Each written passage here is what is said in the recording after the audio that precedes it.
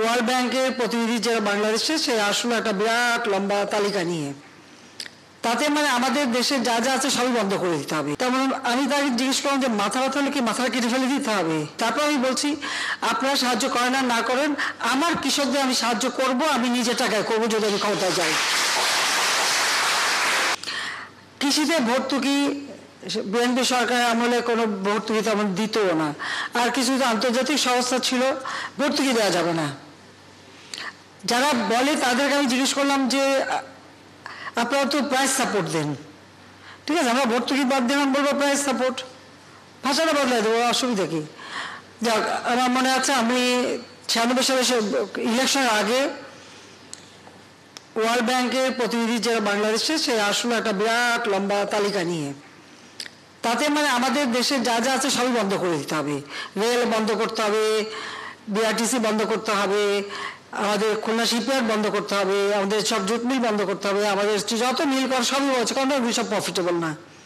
তেমন আমি তাকে জিজ্ঞেস করলাম যে মাথা ব্যথা হলে কি মাথাটা কেটে ফেলে দিতে হবে? আপনার মাথায় ব্যথা করলে আপনি কেটে ফেলে দেন। তো এগুলি যখন প্রফিটেবল না, তো আমার চেষ্টা থাকবে এগুলি প্রফিটেবল করা, এগুলিকে আমার লাভজনক যত আমি সেটা করবো।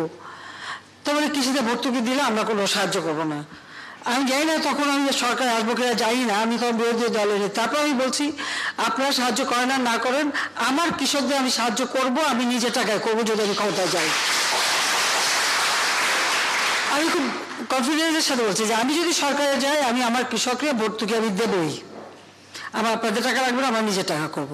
আর যে কটা প্রতিষ্ঠান করলে সেগুলি কীভাবে লাভজনক করা যায় আমরা সেই পদক্ষেপ নেব। আজকে কিন্তু আমরা সেটা করতে পেরেছি, এটা হচ্ছে বাস্তবতার মাথায় রাখতে হবে। কাজে এবারে এখন আমরা 26,000 কোটি টাকা, 26.055 এই কোটি টাকা কিন্তু কৃষি ভর্তুকি দিচ্ছি। আর কৃষি যান্ত্রিকীকরণ উপরে যেহেতু উৎসাহিত করছি, সেখানে কিন্তু হাওড়া এলাকার জন্য 70% ভর্তুকি, অন্য জায়গায় 50% ভর্তুকি দিচ্ছি। সেখানে আমি একটা কথা বলবো যে আসলে আমি যেটা দেখলাম আমাদের ওই সমবায় ফিরতে হবে, সমবায় করতে হবে। যদিও সমবায় উৎপাদন হচ্ছে, কিন্তু এটার স্থায়িত্ব তেমন কোনো কাঠামোগত খুব একটা মানে প্রতিষ্ঠান হিসেবে গড়ে ওঠেনি। কিন্তু আমরা যদি, যেমন আমি আমার বাড়ি আমার খামার, একটি বাড়ি একটি খামার, সেটাকে এখন আমার বাড়ি আমার খামার, আমার বাড়ি আমার খামার নামে আমরা যে এটাও একটা সমবায় করে পল্লী সঞ্চয় ব্যাংক করে দিয়েছি। আমরা যদি আমাদের কৃষকদের উৎসাহিত করতে পারি আর এইভাবে চাষ করে এবং যান্ত্রিকীকরণ করতে পারি, তাহলে এই মেশিনগুলি কেনা থাকবে, সমবায়ের অধীনে থাকবে, রক্ষণাবেক্ষণ থাকবে।